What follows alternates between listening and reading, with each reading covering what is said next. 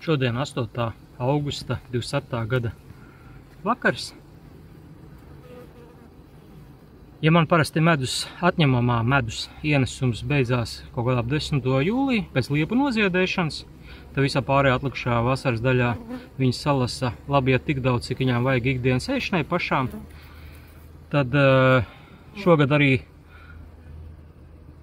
medu ziņā ir tieši tas pats, savukārt patīkam pārsteidz ar ziedpatekšņiem. Ziedpatekšņi lasa tiešām labi. Tā kā bez mazai otrā elpa parādījusies kaut kāda pēdējās dienas, nu, principā nedēļu. Skatāmies, kas te reāli smuki. Dominē joprojām zaļais tonis, tas oranžais, ko redzat, tas kanādas zelslotiņas. Neko. Paturpināsim vēl dažas dienas ziedpatekšņu vākšanu. Ja jau tik labi nāk, kāpēc nepavākt?